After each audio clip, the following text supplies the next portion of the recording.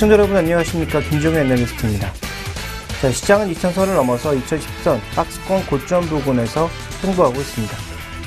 그럼에도 불구하고 시장에서 조금 불안감이 나타나고 있는 것은 지수 관련 몇 종목을 제외한다면 지수의 상승 흐름을 제대로 쫓아가지 못하고 있는 양상이 나타나고 있고요. 또 최근에 반등을 주도하고 있는 종목군들이 저점에서 올라오고 있는 종목군들이기 때문에 기존에 가지고 계신 분들의 충분한 이 수익률을 만족시키지 못하고 있기 때문이 아닌가 생각이 됩니다. 자, 이런 가운데 우리가 좀 더 주목해 봐야 될 이슈는 어떤 것들이 있을지, 또 우리가 주목해 봐야 될 트렌드는 어떤 것들이 있는지 잠시 후에 확인해 보겠습니다.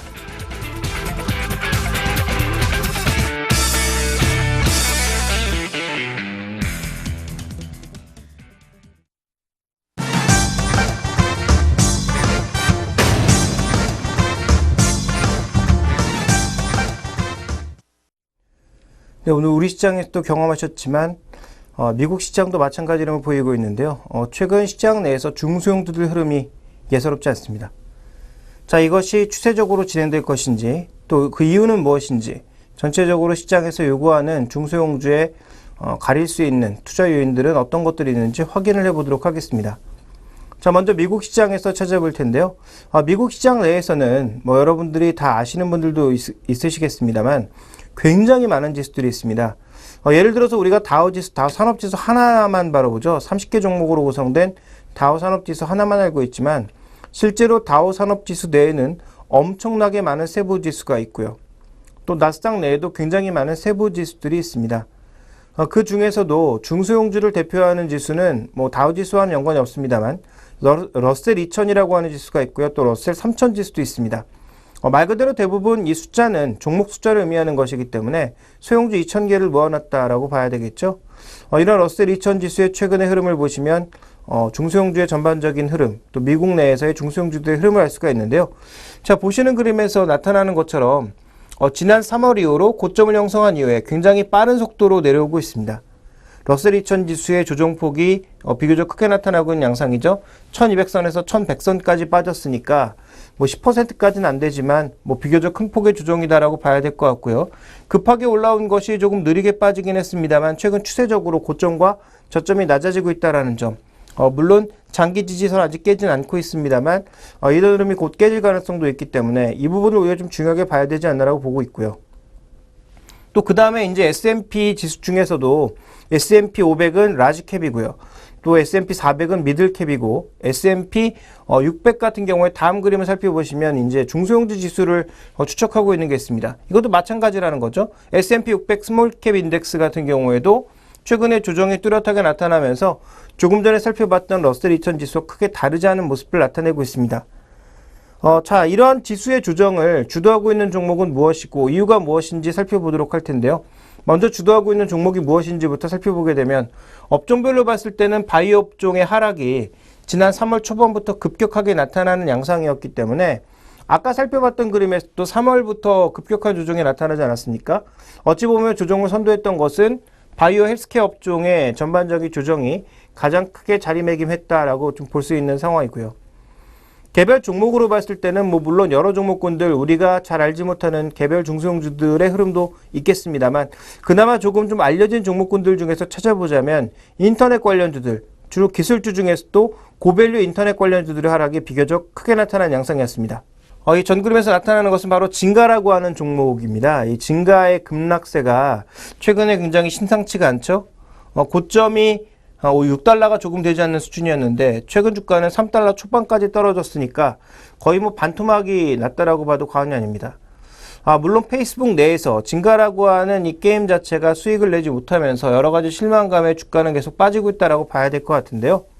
좀 더 우리가 좀 근본적인 이유를 살펴볼 필요가 있지 않을까요? 이런 조정이 과연 무엇을 시사하고 있고 여기서 우리는 무엇을 얻을 수 있는지 이 부분이 핵심이다라고 봐야 될 것 같습니다. 결국 결론적으로 미국의 중소형주, 최근의 대형주의 견저함에 비해서 굉장히 빠른 속도의 조정을 받고 있고 그것을 주도하고 있는 종목은 바로 밸류에이션이 상대적으로 높은 바이오 종목과 인터넷 관련 기술주들의 조정 흐름이 크게 나타나고 있다라고 봐야 될 것 같은데요. 자, 그러한 이유를 두 가지 찾아볼 수 있을 것 같습니다. 첫 번째는 자금 순환이라는 거죠. 그동안 시장에 관심을 가졌던 종목군들은 뭡니까? 밸류에이션에 신경 쓰기보단 고성장, 정책이 어디를 보고 있는지 이런 부분을 많이 신경 썼죠. 그러다 보니까 자연스럽게 끌어올렸던 종목군들은 대표적으로 기술주들 중에서도 밸류에이션이 굉장히 높았던 종목군들이죠. 그래서 테슬라라든지 아니면 여러분들 잘 아시는 뭐 넷플릭스라든지 이런 종목군들의 상세가 밸류에이션을 무시하고 계속 올라가는 양상이었고요. 조금 전에 살펴봤던 뭐 진가, 그 다음에 페이스북 뭐 이런 종목군들의 상세도 비교적 강하게 나타나는 양상이었습니다. 거기에 야후까지 더해지는 모습이었고요. 또 바이오 섹터 쪽에서도 굉장히 많은 바이오 종목군들이 급등세를 나타내면서 시장을 견인해 나가는 양상이었죠. 그래서 지수를 끌어올리는데 기여한 것은 뭐 금융주가 가장 큰 역할을 했다라고 보여집니다만 그 내에서 또 종목군들을 살펴봤을 때는 뭐 구글을 포함한 기술주 영역에 또 인터넷을 기반으로 하는 종목군들, 신기술을 기반으로 하는 이런 종목군들의 상승이 컸다라고 보여집니다. 근데 이제 그들 종목이 한계에 달하면서 시장에서 급락세를 보이자 시장은 다른 선택을 하게 된 거죠. 그러니까 이들 종목의 특징은 시장 평균 PR이 17배 정도 수준인데 그거보다 월등하게 높은 26배에서 40배 정도 수준의 굉장히 높은 수준이었단 말이죠. 그럼 이런 수준의 종목군들은 평균 수준인 17배 수준으로 조금 수렴하는 과정, 물론 17배까지 떨어지는 것은 아닙니다만 과도하게 고평가되었던 것을 조금 낮추는 과정을 보여주고 있는 상황이고요. 그렇다면 금융업종을 중심으로 17배 형성되고 있는 이 PR 아래쪽에 놓여있는 종목군들이 바로 뭐냐? 이 부분이 중요한 건데요. 시장은 자금 순환을 선택하는 과정에서 선택해낸 섹터가 바로 에너지 섹터라는 거죠. 준비된 그림은 에너지 섹터의 ETF입니다. 최근에 이 ETF로 돈이 몰리면서 지난 3월부터 아까 살펴봤던 기술주들과 중소형주와는 달리 오히려 가파른 상세를 보여주고 있죠. 물론 최근에 조금 정체되고 있는 양상입니다만 종목 교체가 지난 3월을 기점으로 나타났다라는 것입니다. 3월부터 고평가된 기술주들은 떨어지고 오히려 에너지주와 같은 상대적으로 PR 기준으로 17배 평균보다 낮은 14배, 13배 수준에서 움직이고 있던 이러한 종목군들이 강세를 보이면서 엑슨모빌, 그다음에 쉐보론 텍사코, 코노코필립스와 같은 이런 종목군들의 강세를 보였습니다. 물론 여기에 뭐 배당 이슈도 있었고 실적 이슈도 있었고 굉장히 다양한 이슈들이 있었습니다만 실제로 중요한 것은 큰 그림에서 놓고 봤을 때 밸류에이션의 기준선을 중심으로 위쪽에 있는 종목과 그 아래쪽에 있는 종목군들의 자금 순환 현상이 크게 나타났다라고 보는 것이 좀 더 현실적인 그런 내용이 아닌가라고 보여지고 있고요.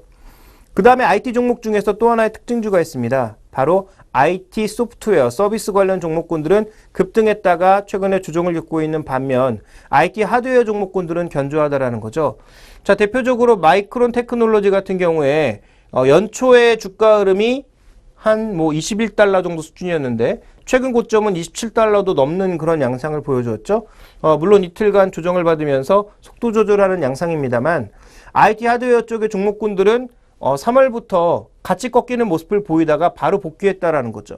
이와 같은 유형의 종목군들이 퀄컴이라든지 인텔이라든지 이런 종목군들이 비교적 비슷한 모습을 보여주고 있습니다.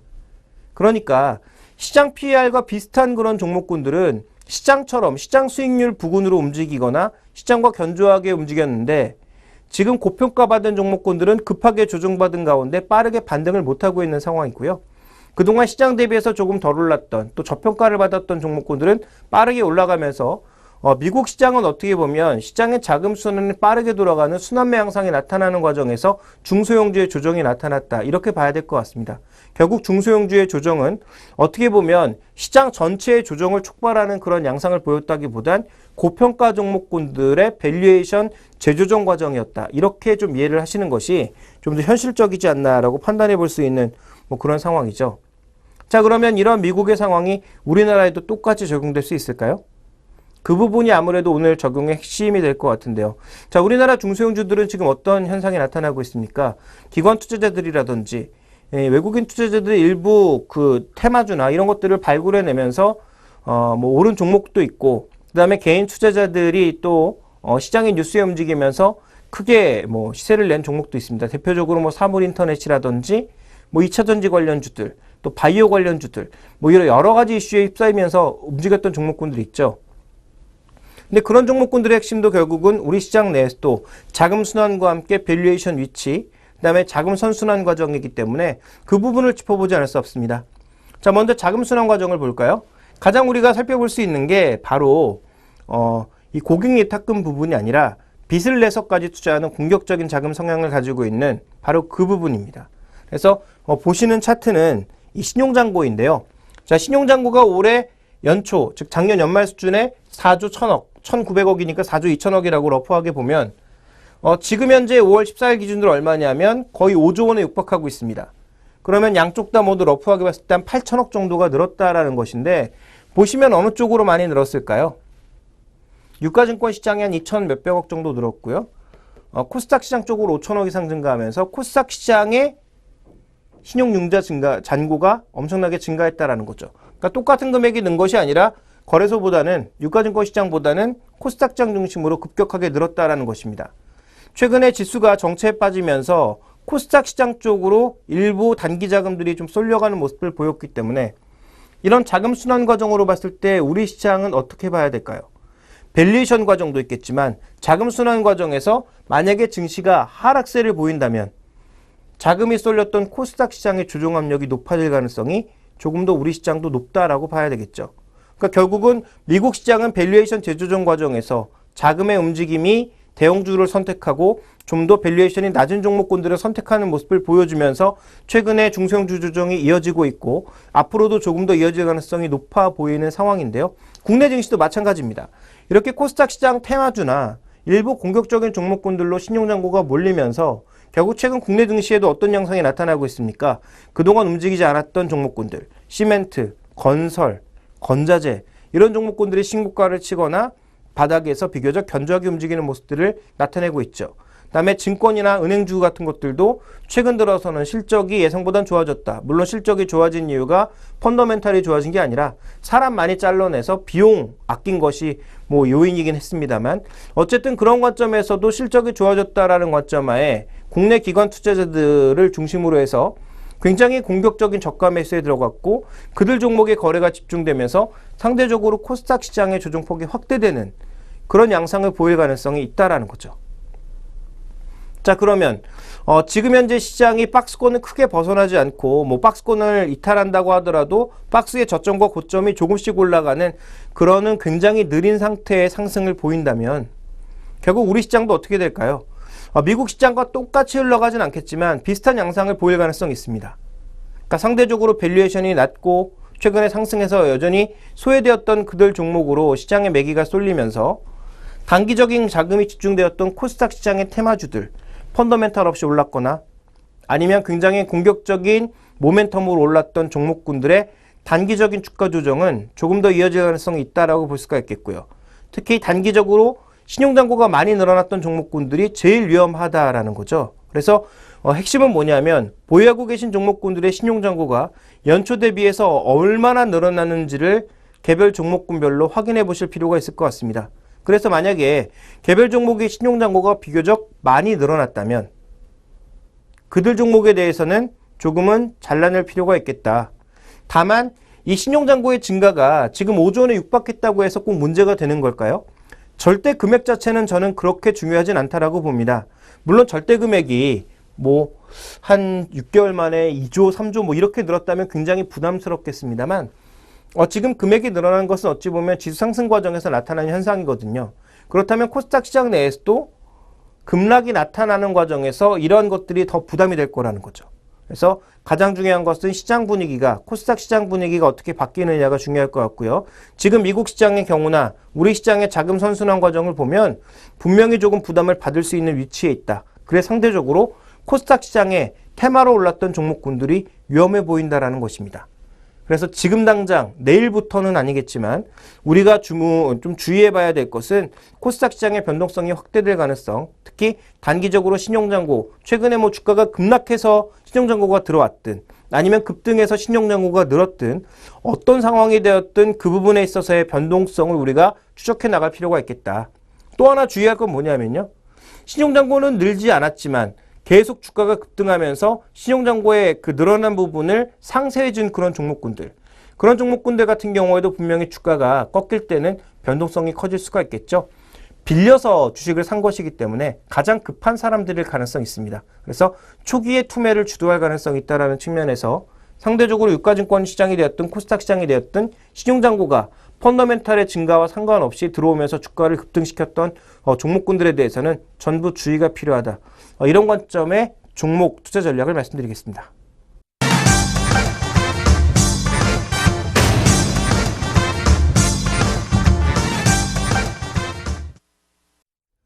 최근 시장에서 상세를 보이는 종목군들 그렇게 많지는 않습니다. 특히 신고가를 내는 종목군들은 더 제한적인데요.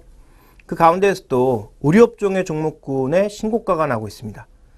자, 의료업종 최근 들어서 신고가 요인을 찾기가 어려운 상황이죠. 국내 내수 쪽에서 판매가 잘 되는 것도 아니고요.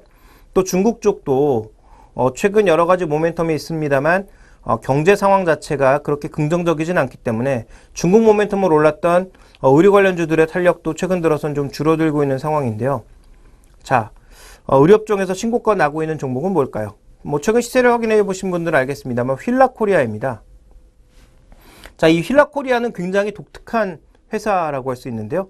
먼저 역사를 간단하게 말씀드리면 1950년대에 만들어진 회사입니다. 이탈리아 회사였죠. 브랜드 자체도 이탈리아 브랜드였고요. 그런데 이탈리아 브랜드로 운영이 되다가 피아트에도 인수가 되는 등 굉장히 굴곡의 역사를 겪다가 결국은 필라코리아라고 하는 우리나라 회사에 인수가 된 거죠. 왜 인수가 됐냐면 이 필라코리아가 본사였던 이탈리아 필라와 굉장히 오랜 기간 계약을 맺고 있었고 또 관계를 가지고 있었기 때문에 필라 자체가 안 좋아져서 매각을 하는 과정에서 실제로 다른 그 투자자들보다는 필라코리아를 신뢰해서 이 필라코리아가 연합한 GLBH 홀딩스라고 하는 쪽에 지분을 넘기는 형태로, 그래서 필라라고 하는 외국 브랜드를 필라코리아가 인수하는 형태로 변하게 된 겁니다. 그래서 필라코리아가 이 GLBH라는 홀딩스라는 회사를 전량 지분을 소유하고 있고요. 이 회사는 또 자회사를 가지고 있는 상황에서 이 자회사가 실제로 외국 법인들을 또 갖고 있는 형태죠. 그래서 이 외국 법인들에서는 로열티 수입을 가져가고요. 나머지 일부 자회사 쪽에서는 라이센스 측면이라든지 아니면 다른 나라의 몇 군데에서 일종의 라이센스 사업 쪽에 이익을 내고 있는 상황이다. 이렇게 좀 봐야 될 것 같고, 그 다음에 이런 쪽에서 이제 로열티 인컴을 얻어가고 로열티 수입을 얻어가고 자회사를 갖고 있는 필라 USA나 필라 홍콩 같은 경우에서도 어느 정도 이익을 내는 상황이고요. 실제로 필라 코리아 같은 경우에도 이익을 내고 있습니다. 그래서 해외 사업부가 로열티 사업부와 나머지는 실제로 자회사 형태로 운영하는 그런 회사들이 있고요. 그 다음에 국내에서 실제로 운영하고 있는 필라코리아가 있는 그런 형태의 기업이죠. 그래서 기업 자체가 굉장히 좀 복잡합니다. 그래서 이 GLBH 홀딩스라고 하는 데는 미래에셋을 포함한 굉장히 다국적 이 재무적 투자자가 참여한 그런 상황이고요. 또 필라코리아의 대주주 자체의 지분이 그렇게 높은 상황은 아니다. 그래서 이런 재무적 투자자의 변동에 따라 언제든지 주가의 변동성이 나타날 수 있고요. 또 실제로 이 GLBH 홀딩스의 지분이 굉장히 높아서 유통 주식 수가 그렇게 많지 않은 종목이기도 합니다. 자, 이런 특징을 가지고 있는 필라 코리아가 최근에 왜 주가 강세를 보이면서 신고가를 내고 있을까요? 그 부분에 대해서 살펴보도록 하겠습니다. 자, 먼저 준비된 그림을 보시면 실적이 좋아지고 있다라는 거죠. 로열티 수입도 좀 증가하고 있지만 로열티보다는 해외 부분, 필라 USA, 즉 미국 쪽의 필라가 최근에 수익이 좋아지면서 실적이 증가하고 있고 앞으로도 증가할 것으로 예상이 되고 있는 거고요. 필라 코리아 같은 경우에는 거의 정체 양상, 가장 좋았던 2011년보다 2015년까지 실적이 쉽게 좋아지지는 않을 것으로 예상이 되고 있습니다. 그래서 전체적인 지금 수익 구조의 흐름은 아무래도 성장 측면에서는 필라 USA가, 그 다음에 기본적인 매출 구조에 있어서의 큰 크기, 볼륨은 필라 코리아가 가져가는 그런 형태가 되고 있는 거죠. 그래서 다음 그림 살펴보시면 전체적인 구도가 나오는데요. 이 필라 USA의 지금 흐름을 보시면 매출도 성장하고 있고요. 마진율도 크게 빠지지 않고 6%대 정도에서 유지가 될 것으로 현재 예상이 되고 있습니다. 마진율은 유지가 되지만 매출이 늘고 있기 때문에 실제 순이익은 는다고 봐야죠. 왜냐하면 100억일 때 6%와 200억일 때 6%는 다르지 않겠습니까? 아니면 조금 더 수치를 낮춰서 100억대 6%와 120억대 6%는 다르죠. 60억, 72억으로 차이가 나니까요.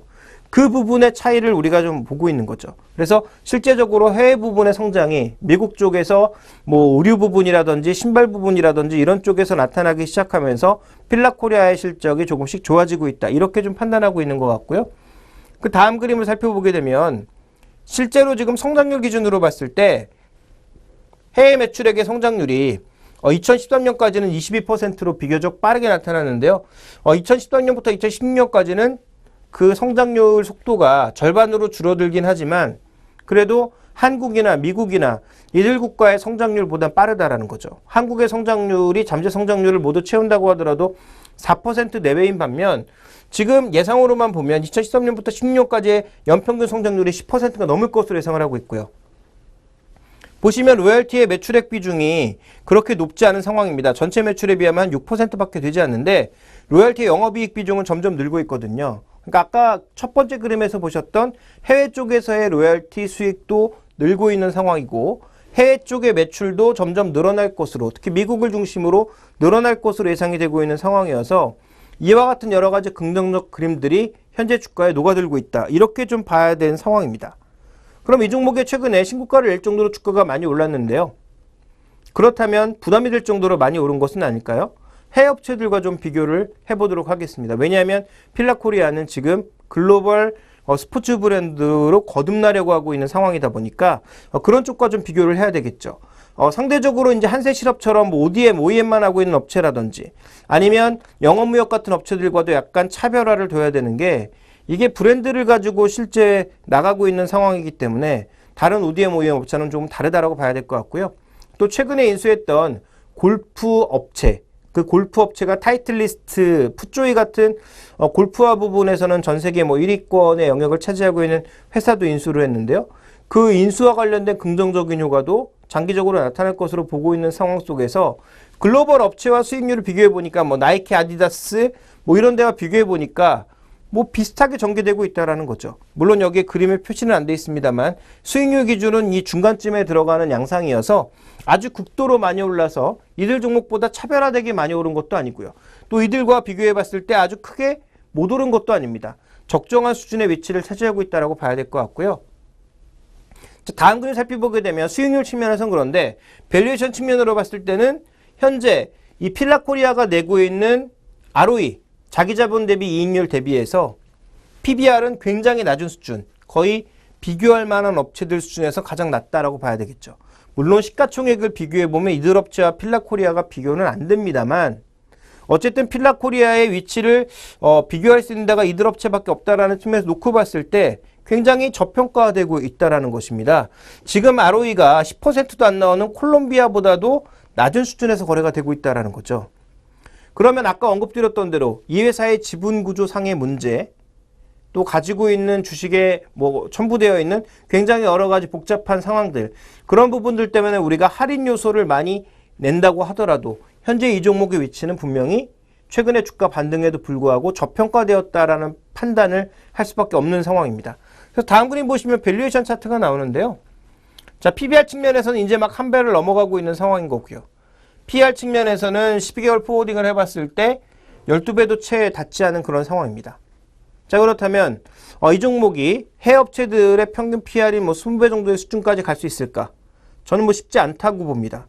그렇지만 추가 상승 여력은 남아있다라고 보는 가장 결정적인 이유는 해외 사업의 성장, 그동안 충분히 반영되지 않았던 타이틀리스트나 풋조이와 같은 이 골프와 관련, 또 골프용품 관련 매출의 이익이 아직 확실하게 반영되지 않았다라는 점, 그 부분을 고려를 해야 된다는 거죠. 그렇다면 앞으로 추가 상승 여력은 조금 남아있다. 그런 관점에서 매수 관점에서 접근을 하시되 핵심은 뭐냐면 이 종목의 전체적인 지분율이 아까도 언급드렸다시피 굉장히 다양한 주주들이 모두 움켜쥐고 있는 상황이거든요. 그러다 보니까 거래량이 그렇게 많지가 않습니다. 그러니까 여러분들이 원하는 만큼 사고 파는데 굉장히 어려운 종목이라는 거죠. 굉장히 장기적인 투자로 낮은 가격부터 꾸준하게 모아오신 분이 아니라면 현재 구간에서의 추격 매수라든지 아니면 과다 매수는 굉장히 투자 전략상 어려울 수 있습니다. 자, 그런 관점에서 이 종목에 대해서는 저가 매수 관점으로는 가되 전체 내 포트폴리오 내에서의 비중은 10% 혹은 뭐 많아봐야 15% 이내 정도의 비중으로 유지하시는 게 좋을 것 같고요. 목표 수익률은 한 10%에서 20% 내외 정도까지 바라보시는 게 조금 적절한 투자 전략이 아닐까라고 판단하고 있습니다. 최근에 뭐 좋은 실적으로 인해서 증권사들이 모두 목표가를 상향하고 있는 상황인데요. 그 상향된 목표가까지 가는지 여부도 수급 상황을 보면서 한번 확인해 보시면 좋을 것 같습니다. 자, 지금까지 핫한 종목에 대해서 말씀드렸고요.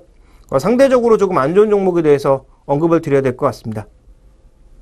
자, 결국은 안 좋은 종목 얘기하면서요. 조선주 빅3 모두 다 얘기하게 되는데, 자, 오늘 종목은 대우조선해양입니다. 대우조선해양의 먼저 핵심 포인트부터 짚어보고 가도록 하겠습니다. 자, 먼저 준비된 그림을 보시면, 자, 현대중공업 실적 안 좋았죠? 삼성중공업 예상보다 너무 큰 적자를 냈죠. 물론 시장에 처음에 뉴스 나왔던 것보다는 많이 줄어들긴 했습니다만, 그러니까 처음 나왔던 뉴스가 너무 이제 과대포장되었던 그런 뉴스라고 봐야 될 것 같은데요. 그만큼은 아니었지만 어쨌든 두 회사의 실적은 시장 예상치를 좀 하회하는 모습이었는데, 지금 대우조선 같은 경우는 실적이 그렇게 나쁘진 않았다. 빅3 중에서는 비교해 보니까 그나마 제일 낫다라고 볼 수가 있습니다. 그런데 지금 이 영업이익률을 보시면, 또 매출액을 보시면 매출액 측면에서도 큰 증가 요인은 없고요. 영업이익률도 1분기 2%, 그 다음에 4분기까지 가봐야 3.7%, 이거 평균해봐야 올해 전체적인 영업이익률 수준은 뭐 3% 초반이거나 아니면 3%가 채 안 되겠네요. 그 정도의 수준의 영업이익률이기 때문에, 자, 이 기업의 실적이 다른 세 회사를 비교해 봤을 때 가장 나아 보이는 양상이지만 정말 좋으냐, 이렇게 반문해 볼 수밖에 없는 그런 상황이라고 보여집니다. 또 그 다음 그림을 살펴보시면 이제 신규 수주와 함께 기존 수주 잔량이 나오는데요. 자, 수주 잔량도 추가적으로 는 게 아직까지는 별로 없는 상황이고요. 그 다음에 신규 수주에 대한 기대감도 조금 낮은 상황입니다. 뭐 물론 작년보다 좋아진다라는 측면에서 일부 긍정적인 이슈는 있습니다만, 전체적으로 지금 이 종목의 신규 수주 모멘텀, 그 다음에 남아있는 수주 잔고, 지금 이건 남은 일할 양, 이거는 앞으로 일할 양, 얼마만큼 일감을 가져오고 있느냐, 일감이 남았느냐, 이 두 가지 관점으로 봐야 될 것 같은데, 두 가지 모두 주가가 급등할 만한 요인으로 보이기에는 조금 부족한 부분이 있다는 거죠. 물론 나빠지는 것보다 당연히 낫습니다만, 이것으로 인해서 주가가 지금 급등할까, 이렇게까지 보기에는 조금 부족함이 있다는 거죠.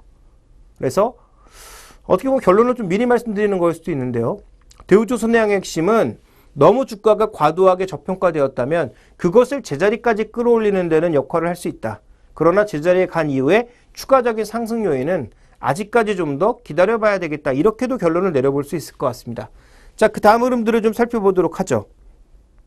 먼저 대우조선해양의 전체적인 지금 수주 부분을 살펴봐야 될 것 같은데, 부문별 수주 잔고가요.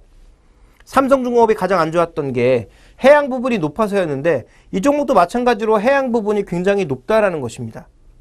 그러다 보니까 높은 해양 부분으로 인해서 해양 부분의 향후 성장성과 수익성이 그렇게 높아지지 않는 부분에서 이 종목도 조선 부분보단, 특수선 부분보단 해양 부분이 너무 높다라는 거죠. 향후 조선업종에서 좋게 보고 있는 쪽은 오히려 이쪽이거든요. 조선 쪽, 특수선 쪽인데 이쪽보다 아직도 비중이 이쪽이 높고 이쪽 수주가 이어지고 있다는 관점에서 부담이 있는 거고요. 그 다음 그림을 살펴보시면 현재 지금 전체적인 이익률이 떨어지고 있는 거죠. 그러니까 삼성중공업은 두 가지 프로젝트가 실패하면서 그 두 가지를 모두 손실로 잡다 보니까 이익률이 마이너스로 1분기에 급전직하했죠. 물론 2분기에 나아질 것으로 예상이 되고 있습니다만, 어쨌든 1분기에 과도한 손실을 계상할 수밖에 없었고, 그에 대한 대손 충당금을 잡을 수밖에 없는 상황이었는데, 자, 지금 대우조선해양은 그 정도까지는 아니지만 지금 보시면 조선 쪽 전반적인 그로스 마진이 모두 떨어지고 있는 상황입니다. 특히 해양 쪽에 그로스 마진이 떨어지고 있는 상황, 조선 쪽의 마진도 떨어지고 있는 상황이거든요. 그러니까 마진율을 급격하게 돌리기 위한 모멘텀이 필요한데, 이게 신규 수주 때 정말 좋은 가격에 잘 해야 되거든요. 근데 그게 쉽지 않다라는 거죠. 그러니까 향후 수주 잔고의 움직임, 그다음에 지금 가지고 있는 수주 잔고의 가격, 그다음에 마진율의 전망, 이런 부분들이 아직까지는 조금 부족하다. 조선업종 전체적으로 봤을 때 좀 그렇게 봐야 될 것 같고요. 자, 그 다음에 우리가 좀 살펴봐야 될 것은, 그러면 이 종목의 밸류에이션 위치가 어느 정도이냐, PBR로 좀 측정하기 어렵기 때문에 PBR 측면으로 측정을 해보도록 하겠습니다. PBR로 보면 역대 저점이 한 배 정도의 수준인데 아직 그 정도까지 떨어진 건 아니란 말이에요. 여기서 이제 주가를 돌리고 있는 상황이거든요. 그렇게 본다면 대우조선은 주가가 지금 아주 절대적으로 싼 건 아니지만 비교적 싼 가격이다라는 거죠. 그러면 여기서는 추가 하락할 개연성도 배제할 수는 없지만 상방향의 재료만 주어지면 언제든지 올라갈 수 있는 여력은 마련하고 있다. 그러니까 이건 대우조선해양의 지금 가장 좋은 점이라고 봐야 되겠죠. 자산 평가를 했을 때 거의 지금 팔았을 때 가격과 현재 시가총액이 비슷하기 때문에 이 종목의 가장 큰 강점 중에 하나는 여러 가지 악재를 소화하는 과정에서 주가가 비싸지 않다라는 것입니다. 그래서 과연 앞으로 호재성 재료를 낳을 수 있느냐, 이 부분이 핵심 포인트가 될 것 같고요. 그 다음에 이제 글로벌 회사와 좀 비교를 해보도록 하면 현재 우리나라 업체들이 전반적으로 다 싼 상황입니다. 뭐 일본 업체, 중국 업체들에 비해서 비교적 다 싼 상황이죠. 물론 성장률이 낮으니까 당연히 PBR도 낮은 것이 현실적이라고 하더라도 전체적인 지금 다른 업체들의 흐름과 비교해 봤을 때 싼 것이 사실이라는 얘기죠. 그래서 밸류에이션 측면으로는 충분히 메리트가 있다. 그렇다면 이 밸류에이션 매력을 부각시켜 줄 수 있는 강력한 상방향 재료가 나타나야 된다라는 것이고요. 그 재료가 나타나는 데는 아무래도 시간이 비교적 많이 필요하다라고 좀 봐야 될 것 같습니다. 자, 그렇다면 수급 쪽에서 어떤 흐름을 나타내고 있는지 살펴보도록 하겠습니다. 자, 다음 준비된 그림을 보시면요. 수급 측면에서 어느 정도 반전 신호가 나오고 있습니다. 대표적으로 지금 대차 잔고의 움직임, 극단까지 올라갔다가 조금씩 떨어지는 모습이고요. 공매도 거래도 조금씩 감소하는 양상. 수급 측면에서도 그동안 꾸준하게 샀던 개인을 제외한 나머지 매도 주체들, 기관이라든지 외국인들의 매도 압력이 조금씩 줄고 있는 것이 최근 들어서는 간헐적으로 발견이 되고 있기 때문에, 자, 이런 관점에서 본다면 수급적으로는 어느 정도 조금 바닥을 치지 않았나, 이런 생각도 해볼 수가 있는 거죠. 그러니까 종합적으로 지금 다시 한번 말씀드리면 이 종목의 투자 전략은 어떻게 정리해 볼 수 있을까요? 첫 번째, 지금 당장 반등할 만한 요인은 가격적인 요인, 즉 밸류에이션 요인 치고는 빼고는 많지 않다라는 것이고요. 수급적으로도 어느 정도 바닥을 쳤을 만한 그런 요인들이 만들어지고 있다. 다만 위로 상승하기 위해서 상승 재료가 필요한데 현재 수주 잔고, 그다음에 신규 수주, 그다음에 수익률, 영업이익률, 이런 측면에서 봤을 때 위쪽으로의 요인도 제한적이다라는 거죠. 그럼 이 구간 안에서 여러분들은 어떤 전략을 취할 수 있을까요? 단기 투자자라면 당연히 트레이딩 전략을 써야 되겠죠. 장기 투자자라면 굉장히 좀 많은 시간이 필요할 것 같습니다. 그래서 한 번의 사기보단 조정을 이용해서 조금씩 분할 매수하는 전략 자체가 필요하지 않을까, 이렇게 판단을 하고 있는 거죠. 그래서 이 종목에 대해서는 분기별로 수익성 확인도 당연히 필요하겠고, 그 수익성 확인 과정에서 윗방향으로 튈 수 있을 만한 재료가 주어진다면 현재 위쪽의 상승 여력, 즉 추가적인 업사이드 포텐셜은 충분히 남아있다. 그래서 장기 투자자 관점에서는 저가에서 모아 나가되, 가장 중요한 건 해양 플랜트 쪽이 아니라 상선 쪽의 수주가 얼마만큼 견조하게 이어질 것이냐, 이 부분이 될 것 같습니다. 그래서 대우조선해양뿐만 아니라 조선주 빅3에 대해서 삼성중공업은 조금 차치하고요. 현대중공업과 대우조선해양은 향후 남은 수주 쪽에서 상선 수주를, 특히 LNG 선과 같은 상선 수주와 함께 원자재 수출을 할 수 있는 그런 배들을 얼마만큼 잘 만들어낼 수 있는지, 그 부분이 향후 주가의 핵심 터닝 포인트가 될 것으로 판단하고 있습니다.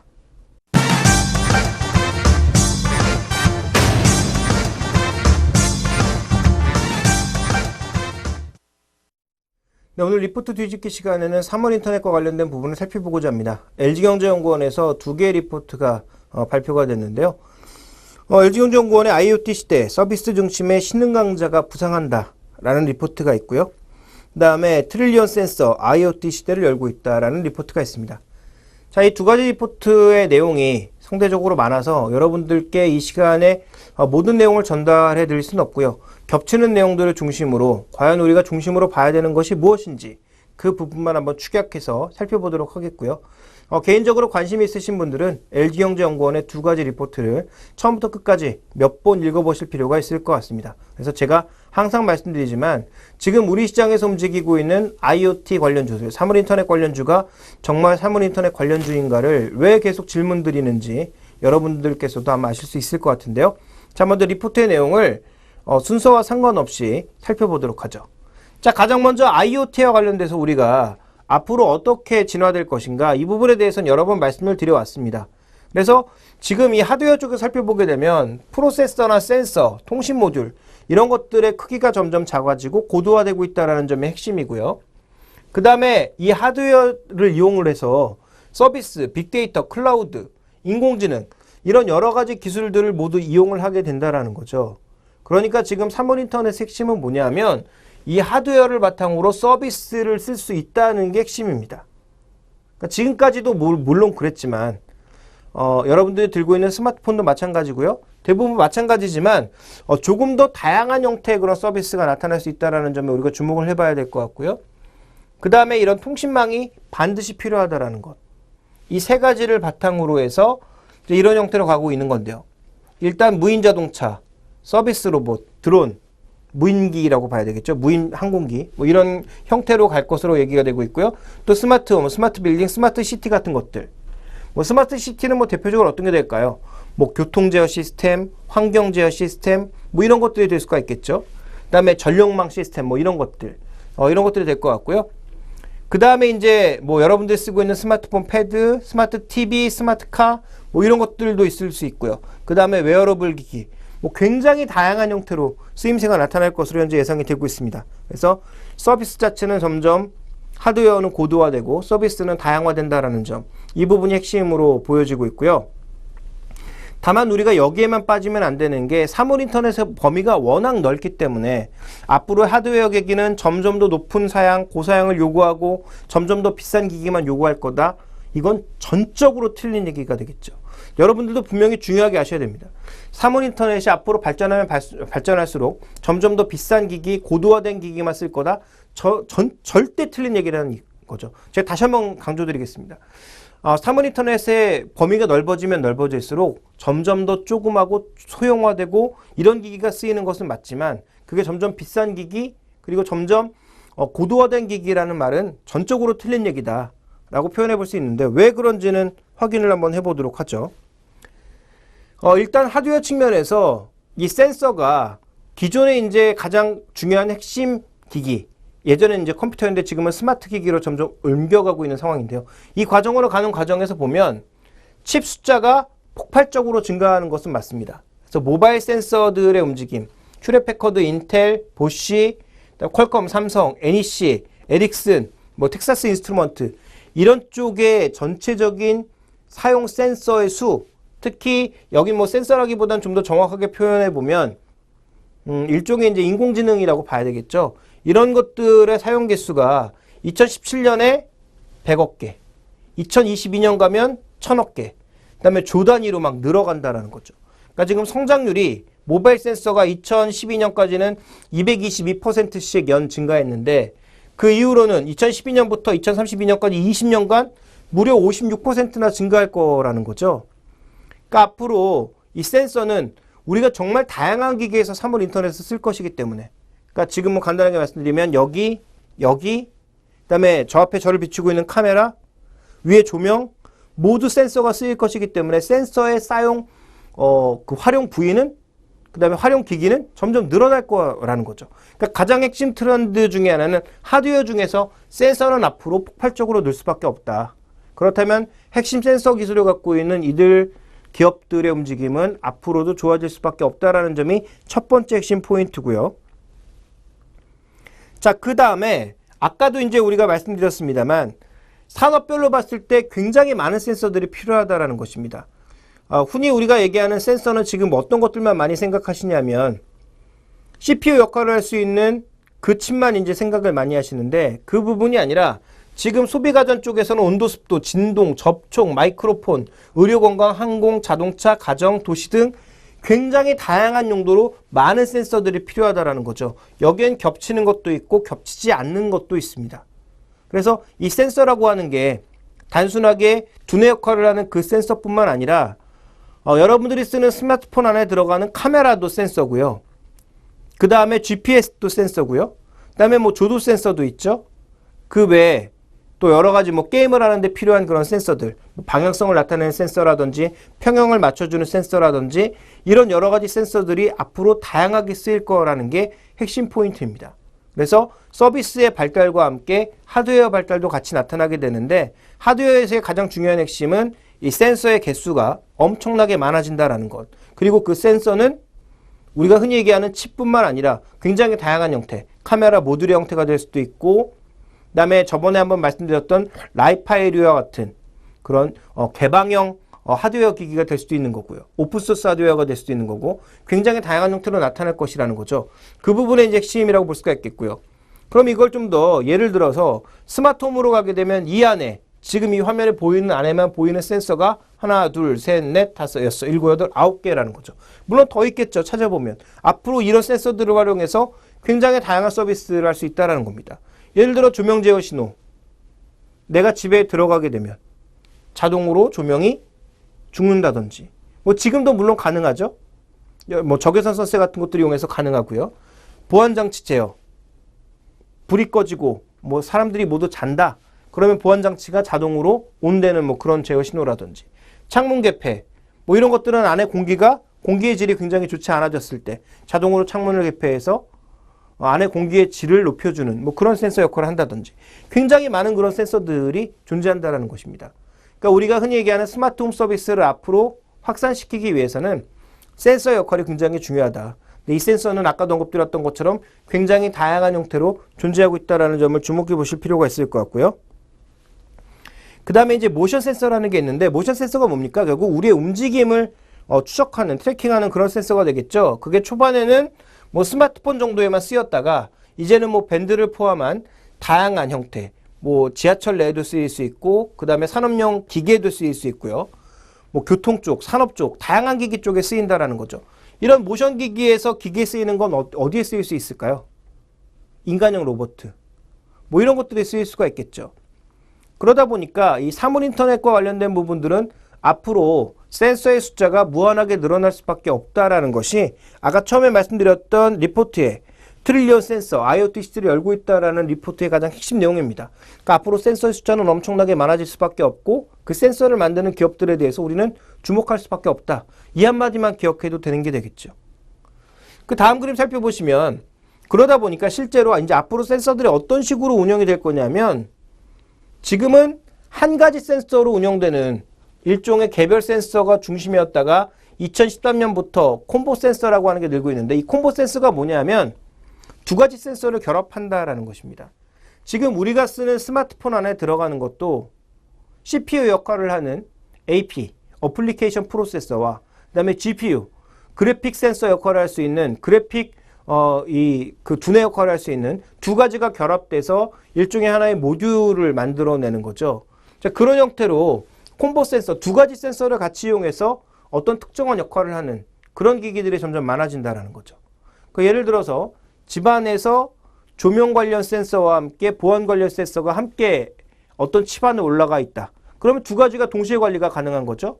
예를 들어 사람이 없더라도 일정한 시간 되면 조명이 스스로 켜지고 보안 시스템이 스스로 작동하는 뭐 이런 형태라든지 앞으로 다양한 형태의 그 흐름이 나타날 것이기 때문에 2010년 정도가 되면 실제로 콤보 센서의 움직임이나 개별 센서의 크기가 거의 비슷해진다는 것입니다.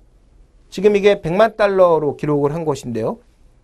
시장 규모 자체가 이제 비슷해진다는 거죠. 그러니까 개별 센서도 많이 팔리겠지만 실제로 모듈화 시켜서 두 가지 센서를 결합한 그런 형태의 콤보 센서가 앞으로 많이 늘어날 가능성이 있다라고 좀 봐야 될 것 같고요. 그 다음에 이제 서비스 기반이 그것으로 인해서 어떻게 바뀌느냐. 대표적인 예만 한 가지 든 것인데요. 자, 지금 우리가 여러분들이 이제 지도에서 자신의 위치를 찾을 때 뭘로 찾습니까? 지금은 와이파이 기반이거나 GPS 기반으로 찾게 되죠. 그런데 센서의 숫자가 많아지게 되면 이제는 바깥에서만 내 위치를 판단할 수 있는 게 아니라 안에서도 판단해 볼 수 있는 거죠. 대표적으로 애플의 아이비콘 같은 경우 NFC보다 좀 더 멀리 신호를 보낼 수 있기 때문에 건물 내에서 내가 어디 에 있는지를 정확하게 판단할 수가 있는 거고요. 그 건물 지도만 있다면 건물 지도 내에서 지금 어디에 내가 위치가 있기 때문에 어디를 내가 찾아가고자 하는 장소를 어떤 길로 가야 될지가 한 번에 나온다라는 것이고요. 그 길을 가는 과정에서 내가 원하는 정보, 그 다음에 내가 그동안 검색해왔던 그런 정보들을 또 받을 수가 있는 거죠. 그게 바로 사물 인터넷입니다. 예를 들어서 제가 굉장히 복잡한 코엑스 내에 있다고 칩시다. 그 코엑스 내에서 길을 찾아가려고 하는데 제가 길칩니다. 예전에 제가 이제 길을 찾아갈 때는 한 번씩 다 가봐야 됐거든요. 아니면 지도를 보고 헤매야 됐거든요. 근데 지금 이제 아이비콘이라고 하는 서비스가 실내에서 오차를 5m에서 10m까지 줄여주니까 내가 있는 위치가 그 지도 내에서 확실하게 나온다라는 거죠. 그러니까 지금은 고정된 형태의 지도만 있지만 이제는 스마트 패드를 들고 그 지도를 펼쳐놓으면 아이비콘으로 나의 위치를 정확하게 파악을 해서 내가 움직이는 방향이 실시간으로 추적이 되니까 내가 가고자 하는 곳까지 쉽게 갈 수 있는 거고요. 그 가고자 하는 그 과정에서 제가 지금까지 검색해왔던 뭐 카메라라든지 백화점이라든지 아니면 뭐 제품들 혹은 뭐 음식점이라든지 이런 것들을 지나갈 때마다 거기에 관련되어 있는 쿠폰, 관련되어 있는 프로모션 정보, 오늘 신제품, 현재 예약 상황 이런 것들이 실시간으로 정보로 들어오는 게 바로 사물인터넷을 활용하는 실제 서비스라는 것입니다. 그러니까 제가 그 원래 목표했던 대로 가는 과정에서 그 정보를 받아보고 이 정보는 정말 써야 되겠다라고 싶으면 바로 구매 과정으로 연결될 수가 있는 거죠. 어찌 보면 실제로 사지도 않을 100만 명의 사람에게 광고를 하는 것보다 평소에 그 브랜드를 선호하고 많이 이용했던 사람에게 그런 메시지 하나를 보내주는 것 자체가 더 효율적인 광고가 될 수 있는 거죠. 광고비도 줄일 수 있고요. 그런 과정에서 이제 서비스를 얘기하는 거고요. 앞으로 이제 더 지나가게 되면 10cm 내 오차까지 가능해지는데 그건 이제 음파 센서라든지 소리 색감 등을 센싱을 해서 여러 가지 내 위치와 관련되어 있는 데이터들을 빅데이터로 올려서 빅데이터 처리 기술로 내 위치를 정확하게 판단하는 거죠. 그러면 내가 어디에 있든 그 위치가 정확하게 판단되는 뭐 그런 기술이라는 건데 이건 뭐 나중에 또 개인정보 유출이니 뭐 이런 여러 가지 그런 논란거리, 윤리적인 논란거리를 낳을 수 있겠습니다만 어쨌든 이런 센서의 발달로 인해서 전체적인 프로세싱은 점점 더 정교해지고 그 다음에 확실해진다라는 것이 포인트라고 보여지고요. 그 다음에 실제로 어떻게 적용되고 있는지를 살펴보게 되면요. 자, 이 구글 글래스입니다. 뭐 구글 글래스는 다 아시죠? 구글 글래스를 실제로 불러서 써보신 적이 뭐 있으신 분들이 그렇게 많지는 않을 것 같은데 저도 뭐 아시는 분이 갖고 있는 걸 한번 좀 써봤는데요. 부르면 바로 이제 화면이 하나씩 나옵니다. 그러면 앞에 우리가 영화에서 보던 것처럼 나의 그 시야 전체를 가리느냐? 그렇지는 않고요. 그냥 여기에 조금 떠 있기 때문에 약간 거슬리긴 하지만 뭐 시야 자체를 크게 방해할 정도는 아닙니다. 근데 내 두 손이 자유로운 상태에서 주문을 할 수 있는 거죠. 뭐 날씨라든지 지도라든지 이런 서비스들, 그 다음에 검색. 예를 들어서 오늘 뭐 최대 이슈가 뭐 별로 그렇게 말씀드리고 싶지 않은 이슈이긴 합니다만 예를 들어 세월호 이슈와 관련되어 있는 최신 뉴스 이런 것들을 내가 원하게 된다면 그와 관련된 부분들을 얘기를 하게 되면 바로 그 화면에 어느 정도 일정 부분 정보들이 올라가는 것이 되겠죠. 그 다음에 뭐 휴대폰에서 내가 연결해 놓은 그 휴대폰에 뭐 문자가 왔다든지 아니면 메시지가 왔다든지 그런 부분들을 확인하거나 전화 건 것도 확인이 가능한 뭐 그런 기기라고 보여지고요. 자, 이건 뭐냐면 이건 이제 아마존의 대시라고 하는 서비스인데 이건 뒤에서 좀 자세하게 말씀드릴 거고요. 그 다음에 이게 이제 뭐냐면 페덱스에서 운영하고 있는 일종의 칩인데요. 자, 우리가 지금 택배를 보낼 때 굉장히 귀중한 제품을 보냅니다. 그리고 그 귀중한 제품을 보낼 때 우리가 지금 할 수 있는 건 뭡니까? 그냥 박스에다가 취급 주의 하나만 붙이는 게 전부고요. 그 다음에 택배 아저씨, 택배 기사에게 깨지기 쉬운 제품이니까 좀 주의해 주세요라고 말씀드리는 게 전부라고 봐야 되겠죠. 실제로 그 운반 과정에서 어떻게 될지는 모르는 상황 아니겠습니까? 근데 이 태그를 붙여 놓으면 온도, 습도 이런 것들을 전체적으로 계속 정보를 보내준다라는 거죠. 그러니까 이게 지금 어떤 온도에서 어떤 습도에서 관리되기 때문에 실제로 이제 분실이 되거나 만약에 깨졌다면 어떠한 과정에서 손실이 났는지를 좀 더 판단해 볼 수 있는 뭐 그런 기기가 된다라는 것입니다. 그래서 뭐 이런 것들은 물론 택배를 하는 데 있어서 돈이 좀 더 들긴 하겠지만 정말 중요한 제품을 보내는 그런 과정이라면 이런 것들을 이용해서 좀 더 다양한 서비스를 할 수 있다라는 거고요. 그 다음 이제 아마존의 대시인데요. 이게 지금 뭐냐면 아마존에서 최근에 하고 있는 신선식품 주문 시스템입니다. 그래서 이 대시라고 하는 이 길쭉하게 생긴 여기다가 제품의 정보 태그를 만약에 입력하게 되면 바로 그것이 택수 냉동 차량으로 하루 내 혹은 길어봐야 그 다음날 새벽에 배송이 되는 그런 시스템입니다. 그래서 최근에 아마존의 프리미엄 회원들 같은 경우에는 실제로 이 대시 서비스를 이용을 해서 많이 배송을 받는다고 하죠. 그러니까 이런 형태로 굉장히 다양한 형태의 서비스를 제공할 수 있는 것이 사물인터넷의 핵심이다라고 봐야 될 것 같습니다. 그래서 기존에 우리가 어떻게 보면 컴퓨터를 항상 이용해야 됐고 전화를 이용해야 됐던 그런 서비스들이 좀 더 다양한 기기를 이용해서 이용된다라는 것. 어떻게 보면 대시라고 하는 서비스는 간단한 서비스 아니겠습니까? 그러니까 이런 서비스에 들어가는 부품들은 그렇게 고도화된 지능화된 부품들이 필요가 없다라는 거죠. 다만 여기에 들어가는 그 간단한 부품들을 뒤에 백업해 줄 수 있는 건 빅데이터. 내가 지금까지 주문했던 요일별로 주문했던 다양한 그런 상품들을 빅데이터화해서 추적이 가능하다면 다음 주 월요일 내가 주문할 때 지난주 월요일 날 주문하셨던 것을 그대로 주문하시겠습니까? 하면 예 한 번만 누르면 되는 거죠. 자, 이런 형태의 서비스가 앞으로 점점 확대될 가능성이 높다라는 것을 여러분들은 꼭 기억을 하셔야 될 것 같습니다. 자, 그런 과정에서 여러 가지 말씀드렸는데요. 그렇다면 우리가 이제 중요한 건 어떤 종목을 봐야 되느냐 이 부분이겠죠. 다 준비된 그림을 보죠. 자, 그렇다면 이 밸류 체인이 중요한데 실제로 하드웨어 내에서 이 밸류 체인을 보시면 이쪽은 이제 네트워크망 가장 중심이 되는 어떻게 보면 하드웨어와 서비스의 중심축을 이루는 망이 될 것 같고요. 이쪽은 클라우드와 서비스, 이쪽은 센서와 칩 디바이스 이런 식의 이제 밸류 체인 구조를 가지게 되는데 자, 여기 핵심 종목들이 뭡니까? 우리나라에서 센서 제작을 할 수 있는 업체 뭐가 있죠? 삼성전자, 동부하이텍, SK하이닉스 이런 종목군들이 있습니다. 자, 여러분들이 생각을 해보십시오. 아까 말씀드렸던 여러 가지 서비스들은 정말 사물인터넷의 그 수많은 서비스 중에 진짜 개미만큼도 안 되는 일부 서비스에 불과합니다.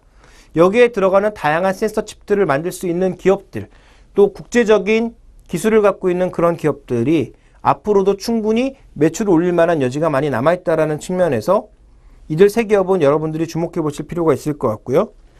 자, 그 다음에 국내에서 통신망, AT&T, 버라이즌이 들어와서 국내에서 사업하기가 쉬울까요? 쉽지 않다라는 거죠. 적어도 국내 내에서는 LGU+, SK텔레콤, KT가 가져갈 수밖에 없다라는 것입니다. 그러니까 국내에서 사물인터넷 서비스가 확대되면 확대될수록 이들의 매출이 올라갈 가능성이 있다는 거죠. 제가 통신주에 대해서는 계속 어떤 말씀을 드리고 있죠? 통신주는 다 필요 없다. 남의 지분 뺏어오고 또 뺏어가면 그만 아닙니까? 그리고 거기에 또 많은 돈 쏟아부으면 돈 쓰는 거 똑같다라는 거죠. 그러니까 통신업종이 이 싸움을 끝내기 위해선 매출 자체가 커져야 되는데 매출을 크게 만들 수 있는 대표적인 서비스 중에 하나가 바로 이 사물인터넷이라는 겁니다. 이 사물인터넷 추진 과정에서 통신망 사용료가 올라갈 가능성이 있기 때문에 이들 종목에 대한 장기적인 관심은 당연히 필요하다고 보고 있고요. 자, 마지막으로 이런 클라우드 서비스 기술을 연결해 줄 수 있는 그런 기술 능력을 갖고 있는 회사가 국내에는 대표적으로 SI 업체들을 살펴보실 필요가 있겠다. 그래서 SKCNC라든지 삼성 SDS라든지 아니면 상장되어 있진 않지만 LG의 자회사로 있는 LG CNS 같은 이런 종목군들에 대한 장기적인 관심도 저는 유효하다라고 보고 있는 것입니다. 자, 지금까지 사물인터넷에 대해서 다시 한번 말씀드렸는데요. 그동안은 서비스 중심으로 말씀드렸다면 오늘은 하드웨어와 관련돼서 어떤 종목군들에 좀 관심을 가져야 될지 또 이 하드웨어 측면과 네트워크 측면 그 다음에 이 서비스 측면에서 어떤 종목군들에 관심을 가져야 될지 한번 정리해 봤습니다.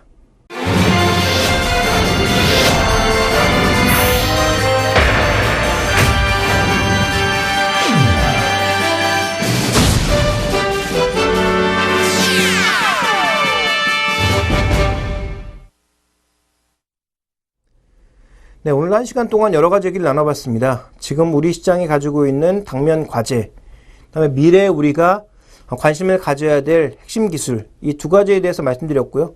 또 시장에서 신고가를 내거나 저가를 내고 있는 종목군들에 대한 판단도 같이 해봤는데요. 결국 중요한 건 뭡니까? 우리가 지나간 쪽에서 살펴봐야 될 것은 무엇을 잘못했느냐가 아니라 앞으로 무엇을 고쳐야 되느냐일 것 같고요.